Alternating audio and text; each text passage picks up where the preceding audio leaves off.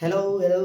तो चलिए आज हम आपको बताने वाले हैं बायोलॉजी के चुनिंदा चैप्टर, जो कि आपके एग्जाम में अगर ये चैप्टर अगर आप कर लेते हैं तो यकीनन मान के चलिए आपका स्कोर बहुत अच्छा आने वाला है। 95% के करीब में मार्क्स आपके आराम से आ जाएंगे, यानी कि 85 से लेके आप 95% तक मार्क्स आप धर सकते हैं कि आपका आ जाएगा। तो मैं आपको बायोलॉजी को दो टर्मों में बांटूंगा।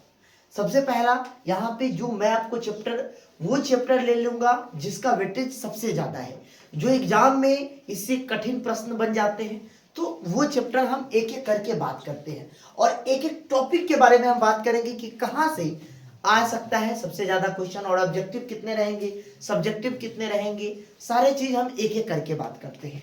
तो सबसे पहले जो चैप्टर है, सबसे पहला जो चैप्टर है पुष्पीय पादप हम लोग ले लेंगे, ठीक है ना। कौन सा? पुष्पीय पादप।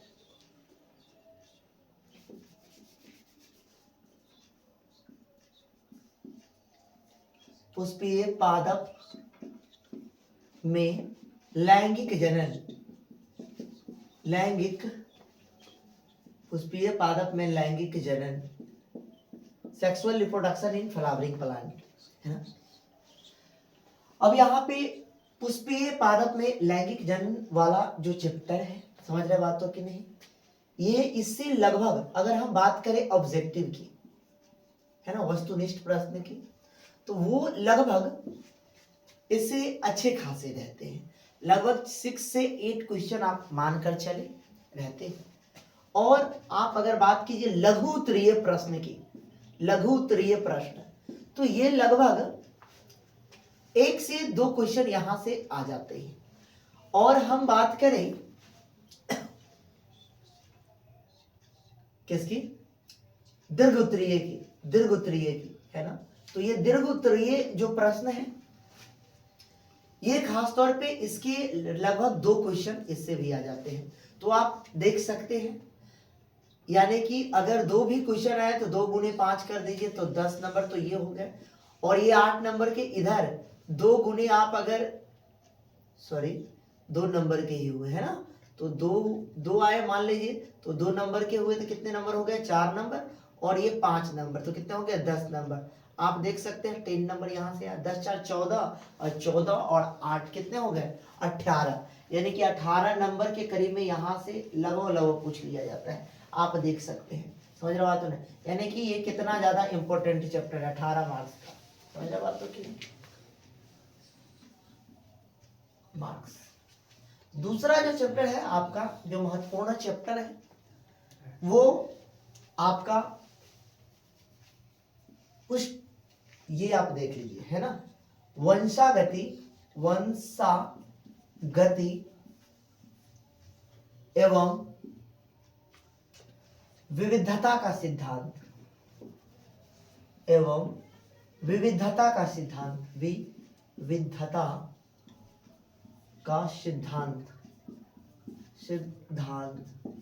ये भी बहुत इंपॉर्टेंट चैप्टर है। लगभग इससे अगर आप बात कीजिएगा, अच्छा, इसमें जो टॉपिक है पुष्पीय पादप में लैंगिक जनन, दीर्घ उत्तरीय प्रश्न की अगर हम बात करते हैं, तो खास तौर पे आप लैंगिक प्रजनन और अलैंगिक प्रजनन वाले जो टॉपिक है वहां से पूछ लिए जाते हैं। उसके बाद आपसे पूछेगा कि पॉलिनेशन से पूछ लेगा, परागण क्या होता है, समझ रहे बात तो कि नहीं। लघु उत्तरीय प्रश्न भी पूछ लेते हैं परागकण के बारे में, समझ रहे बात तो कि नहीं। दीर्घ उत्तरीय में पूछेगा आपसे, खासतौर पे दीर्घ उत्तरीय जो होते हैं उसमें ज्यादातर इसमें से आपको बोले ना कि लघु उत्तरीय प्रश्न पूछा जाता है, सबके बारे में पूछ लेगा, परागकण के बारे में पूछ लेगा, उसके बाद निषेचक जनन पूछ लेगा, ये सारी चीज सब के बारे में पूछ लेगा। उसके बाद भ्रूण का कितने प्रकार का भ्रूण होता है ना, बीजांड के बारे में पूछ लेगा, ये सारी चीज सब यहाँ से टॉपिक से पूछ लेते हैं। तो वो टॉपिक सब आप अच्छे से कवर कीजिए, समझ रहे बात हो कि नहीं। चलिए, और अगर हम वंशागति की बात करते हैं तो इससे लगभग ऑब्जेक्टिव जो है ना आपका, ऑब्जेक्टिव लगभग अच्छा खासा रहता है, सबसे ज्यादा इस चैप्टर से रहता है। पूछेगा आपसे लॉ ऑफ डोमिनेंस क्या होता है, उसके बाद लॉ ऑफ सेग्रीगेशंस क्या होता है ना, ये सारा चीज सब आपसे पूछ लेगा। उसके बाद आपसे खास तौर पे पहले मैं आपको ऑब्जेक्टिव बता देता हूं कि कितने पूछे जाते हैं। इससे लगभग 10, उतने तो नहीं, लगभग 8 से 10 ऑब्जेक्टिव आपसे पूछ लिए जाते हैं, आप ध्यान रख सकते हैं। उसके बाद लघु उत्तरीय जो प्रश्न है वो आपसे लगभग, है ना, लघु उत्तरीय इससे कम पूछे जाते हैं, 1 से 2 प्रश्न पूछ लेंगे। और दीर्घ उत्तरीय आपसे इसके चांसेस हैं कि 2 क्वेश्चन इससे भी पूछ लेते हैं। तीसरा ये तीसरा चैप्टर जो है वंशागति का आणविक आधार,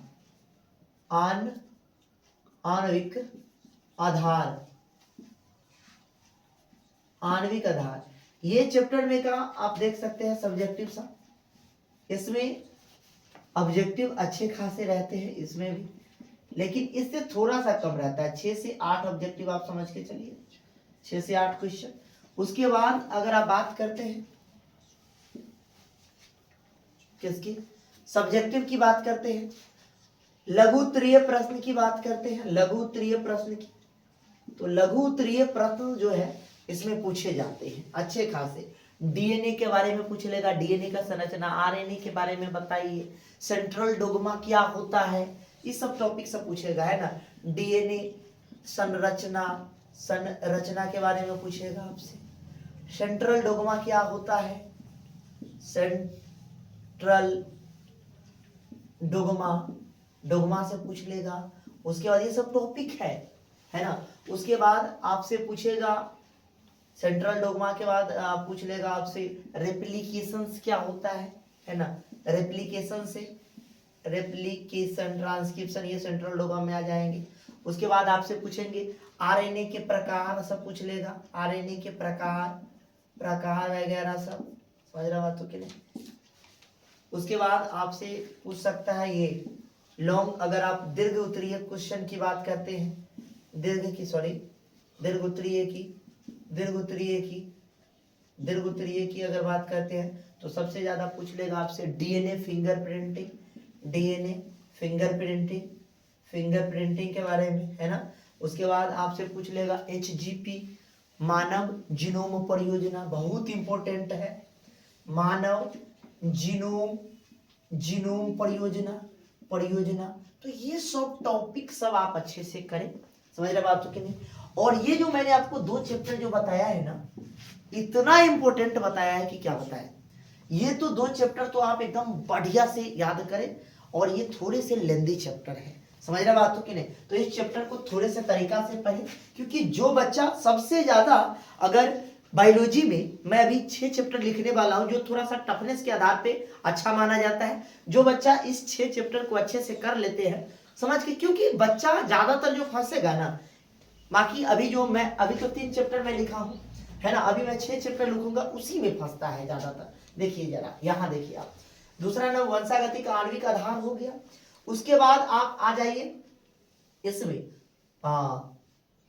विकास करके एक चैप्टर है, विकास, है ना, इसको इंग्लिश में इवोल्यूशन कहते हैं, इवोल्यूशन, है ना। ये भी चैप्टर थोड़ा सा अच्छा है, इससे भी लगभग पूछा जाता है अच्छा खासा ऑब्जेक्टिव, 6 से 8 तो कम से कम पूछ लिए जाते हैं, नहीं तो कम से कम, है ना, 5 से 6 क्वेश्चन तो ज्यादातर पूछ लिया गया ऑब्जेक्टिव में हर बार, ठीक है। उसके बाद अगर आप बात करते हैं लघु उत्तरीय, तो लघु उत्तरीय भी पूछ लिया जाता है भाई, होमोलोगस, इनालोगस पूछ लेता है, म्यूटेशन के बारे में, उत्परिवर्तन के बारे में पूछ लेता है। उसके बाद आपसे इसके, अच्छा हाँ, यहाँ पे मैंने आपको यह चीज नहीं बताया, लघु उत्तरीय में इसमें वंशागति का आणविक आधार वाला में देख लीजिएगा, या इसमें, है ना, सबके बारे में हम ये दोनों आपको हम बोलबे किए हैं कि बहुत इंपॉर्टेंट चैप्टर है, DNA, central dogma, application, RNA, ठीक है, ये सब चीज आप कर लीजिए, कोई दिक्कत नहीं। चलिए आइए देखिए, हम इसके बारे में बोलना भूल गए थे।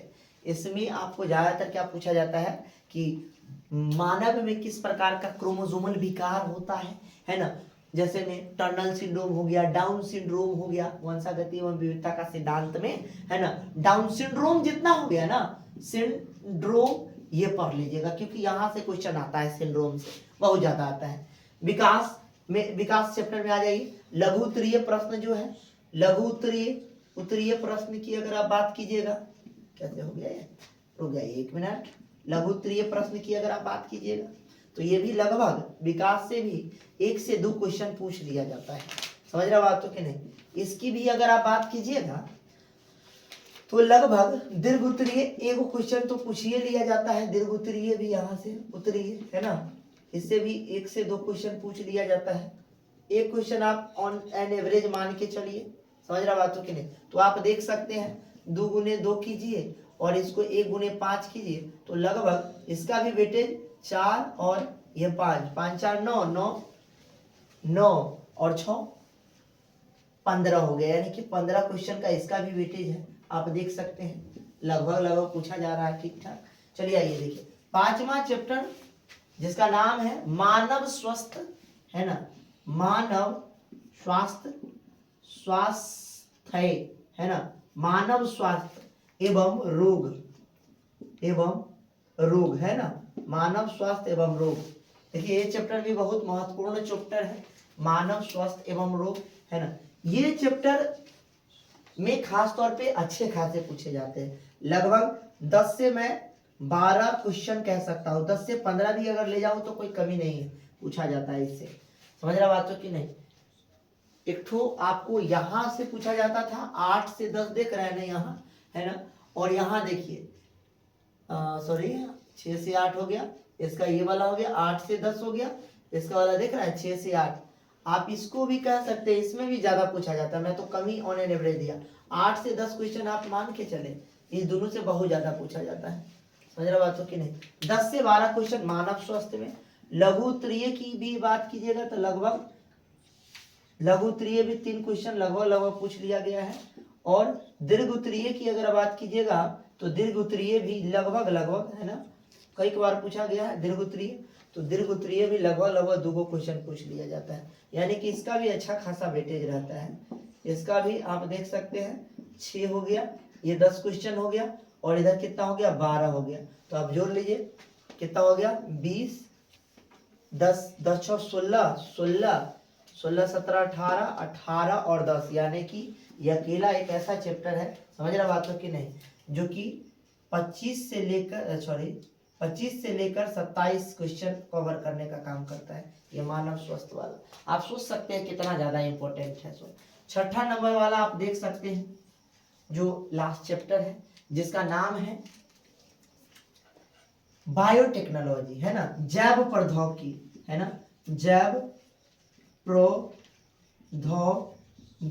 है ना, जैव प्रौद्योगिकी है। ये वाले चैप्टर बहुत इंपॉर्टेंट है ना, जैव प्रौद्योगिकी के सिद्धांत और इसके उपयोग, है ना, जैव प्रौद्योगिकी के सिद्धांत और एक और 2 चैप्टर है इसमें, आपको पता है, एवं उपयोग। मैं दोनों चैप्टर को एक ही साथ लिख देता हूं ना, उपयोग, है ना, तो आप देख लीजिएगा, है ना, एप्लीकेशंस है, समझ रहे बात हो कि नहीं, और एक क्या है प्रिंसिपल है। तो इसमें का भी सबसे ज्यादा क्वेश्चन 10 से 15 क्वेश्चन ये अकेले पूछता है, ऑब्जेक्टिव इसका, ऑब्जेक्टिव, ठीक है ना, ऑब्जेक्टिव है। उसके बाद एक चैप्टर और आप जोड़ सकते हैं, सॉरी, इसमें आपको लघु उत्तरीय प्रश्न जो है, लघु उत्तरीय प्रश्न जो है आपका लगभग यहाँ से अच्छा खासा पूछा जाता है, लगभग 3 क्वेश्चन पूछ लिए जाते हैं। और दीर्घ उत्तरीय भी यहाँ से लगभग है ना, लगभग 2 क्वेश्चन तो कम से कम पूछ लिए जाते हैं। तो आप समझ के चल सकते हैं कि ये चैप्टर कितना ज्यादा इंपॉर्टेंट है। एक और चैप्टर जो है जिसका नाम है मानव, हम बात कर रहे थे दीर्घ उत्तरीय के बारे में, है ना, मानव कल्याण एवं, है ना, मैंने क्या लिखा है यहाँ पे ध्यान से देखिए आप, मानव कल्याण एवं सूक्ष्म जीव, है ना, सूक्ष्म जीव, है ना। तो आप देख सकते हैं कि ये भी चैप्टर जो है इंपॉर्टेंट तो है ही, बट मैंने यहाँ पे इसके बाद दिया है। तो ये जो मैंने चैप्टर जो लिखा है ना, ये खास तौर पे 6 चैप्टर तो आप कर ले, एक चैप्टर मैंने दे दिया, बढ़ा दिया आपको। ये चैप्टर अच्छे चैप्टर है, इंपॉर्टेंट चैप्टर है, और ये लॉन्ग टाइप चैप्टर है, कैसे लॉन्ग चैप्टर, जिसको आपको जो है ना इस चैप्टर के लिए अधिक मेहनत करना पड़ेगा। ये क्या है कि आप इसका एक एक पॉइंट सब क्लियर करना पड़ेगा, क्योंकि ये थोड़े से लेंदी चैप्टर है। तो इस चैप्टर को अगर आप ढंग से करते हैं, यकीन मान के चलिए, तो आपका जो है ना अच्छे तरह से हो जाता है ना। तो आप इस बात का विशेष ध्यान रखिए। सॉरी, यहाँ पे मैंने कुछ गड़बड़ कर दिया है ना, पुष्पीय, सॉरी ऐसे लिखाएगा ना पुष्पीय। चलिए, तो आपको इस बात का विशेष ध्यान रखना है कि इस लॉन्ग वाले चैप्टर को पहले खत्म करना है। और इस चैप्टर से जब भी आते हैं ना तो थोड़े से लेंदी क्वेश्चन भी बना दिए जाते हैं, खासतौर पे इस चैप्टर से दूसरे और तीसरे से बच्चे को पल्ले ही नहीं पड़ता है। एक बार की बात है 2018 में और 2024 में, इस दोनों एग्जाम में ना इस चैप्टर से सबसे ज्यादा क्वेश्चन पूछ लिए गए। जब बायोलॉजी का पेपर आया, बच्चा सोचा कि बायोलॉजी में एकदम चीर फाड़ देंगे, इससे बहुत अच्छा चैप्टर अच्छे ढंग से क्वेश्चन बना के जेनेटिक्स से पूछ लिया गया था। बच्चा यहाँ पे अटक गया और वो बहुत परेशान हो गया कि भाई इतना पढ़े, पूरे साल भर पढ़े या सही से नहीं। तो आप ये मत कहना कि आपको मैंने नहीं बताया, मैं आपको ये चीज पहले ही बता दूं भाई, समझे ना मेरे छोटे भाई बहन। तो आप इस बात का विशेष कर ख्याल रखें कि मैं आपको यह चीज बता दे रहा हूं कि आपको इस लॉन्ग चैप्टर को पहले अच्छे से कर लिए, नहीं कीजिएगा तो गड़बड़ाइएगा, समझ ला बबुआ, न तो गड़बड़ाई। चलो, अब हम इसके अलावा भी कुछ चैप्टर के बारे में हम बात कर रहे हैं जो थोड़े से इंपॉर्टेंट है। मैं तो कोई भी चैप्टर को नहीं कहता हूं छोड़ने के लिए, लेकिन इसके अलावा आप इस चैप्टर को भी देख लें। चलो तो आगे बढ़ल जाई, एक के मिटा देता है। चलो, इस सब चैप्टर मिटाते हैं। इसके अलावा आगे के चैप्टर पे हम लोग बात करते हैं। चलिए,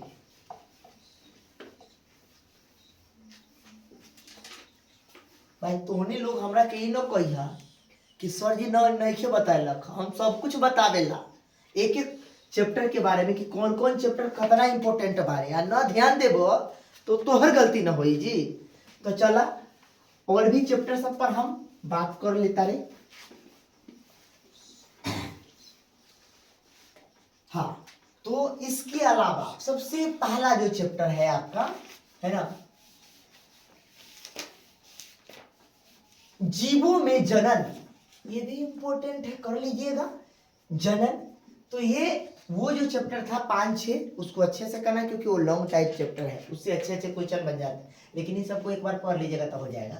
दूसरा नंबर पे है ना मानव जनन, मानव जनन, है ना। मानव जनन से तो आपको पता है कहाँ से चीजें पूछा जाता है। इसमें आप लैंगिक और अलैंगिक के बारे में पढ़ लीजिएगा ढंग से। उसके बाद इसमें जो है ना आप खास तौर पे, हाँ, यानी कि कायिक अंग कौन कौन होता है वहां से पूछ लेगा। उसके बाद गुणसूत्र पूछ लेता है, अगुणित द्विगुणित के बारे में पूछ लेता है, उसमें दिया हुआ है मक्का का, आलू का, प्याज का, इस सब का दिया हुआ है, तो देख लीजिएगा। और जीवन अवधि भी थोड़ा सा देख लीजिएगा, यहाँ से आएगा क्वेश्चन तो आपसे नहीं गड़बड़ाएगा, समझे। अब आइए मानव जनन में, देखिए मानव जनन और एक और है मानव स्वास्थ्य, है ना, स्वास्थ्य है ना, सॉरी जनन स्वास्थ्य, मैंने गलती बोल दिया थोड़ा सा, है ना। तीसरा नंबर वाला क्या है, जनन स्वास्थ्य, है ना, स्वास्थ्य है ना। तो ये चैप्टर सब है, एक बार पढ़िएगा समझ में आ जाएगा।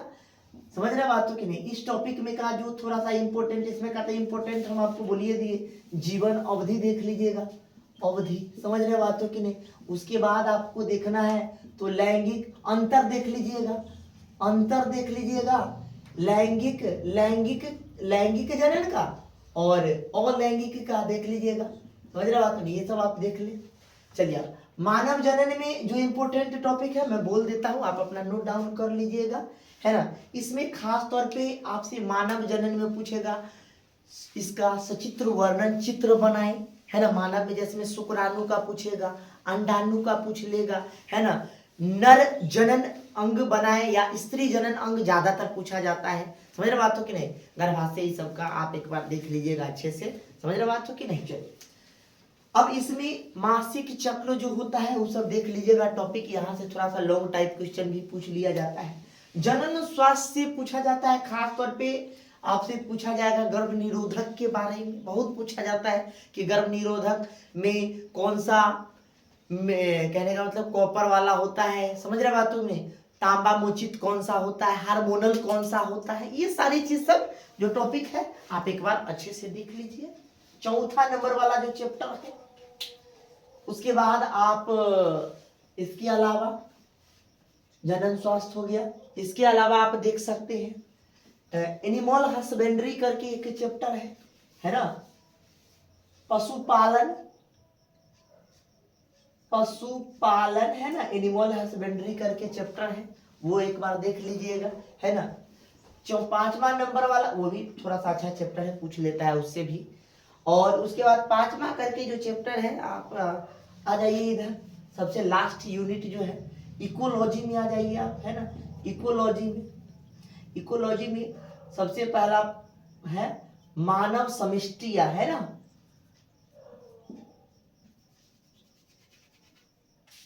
इस चैप्टर का नाम हो गया ऑर्गेनिज्म एंड पॉपुलेशन, है ना, जीव एवं समष्टिया,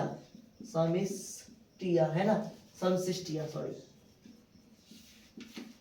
जीव एवं समष्टिया हो गया, ये भी हो गया, समष्टिया हो गया। ये बहुत इंपॉर्टेंट चैप्टर है, इसमें से तो ढेर सारे क्वेश्चन पूछे जाते हैं, आपको पता ही होना चाहिए, है ना। लगभग इसमें से पूछ लेगा आपसे अलग अलग जैविक और अजैविक के बारे में पूछ लेगा। उसके बाद आपसे खास तौर पे जो पूछेगा कि इसमें म्यूचुअलिज्म हो गया, एमन्सलिज्म हो गया, कॉमन्सलिज्म हो गया, पैरासिटिज्म हो गया, समझ रहे बात हो कि नहीं, ये सारा चीज सब टॉपिक सब पूछ लेता है, समझ रहे बात हो कि नहीं। चलिए अब आगे की ओर हम और चलते हैं। अब इसके बाद छठा चैप्टर जो है इसी में आता है, इकोलॉजी के अंतर्गत आ जाता है, इसमें परिस्थितिकी आ जाता है, यहाँ से भी पूछ देता है, परिस्थितिकी से पूछता है। उसके बाद सातवां जो है सबसे ज्यादा जो पूछा जाता है, इसमें से हम टिक मार देते हैं, ये से भी पूछ लेता है, मानव जन्म तो इम्पोर्टेंट कहते हैं, समझ रहे हो, पशुपालन भी पूछ लेता है। तो सातवां जो चैप्टर है ये आप देख लीजिएगा, जैव विविधता करके चैप्टर है, जैव विविधता, है ना, तो ये भी चैप्टर है। और लास्ट में जो चैप्टर है इशू है ना, इकोलॉजिकल इश्यूज, है ना, एनवायरमेंटल इश्यूज है, यानी कि पर्यावरण का मुद्दा, है ना, पर्यावरण का मुद्दा हो गया, ये सब देख लीजिएगा, पर्यावरण का, है ना, पर्यावरण का मुद्दा देख लीजिएगा, मुद्दा हो गया, है ना, पर्यावरण का, सॉरी मैंने गलती लिख दिया क्या,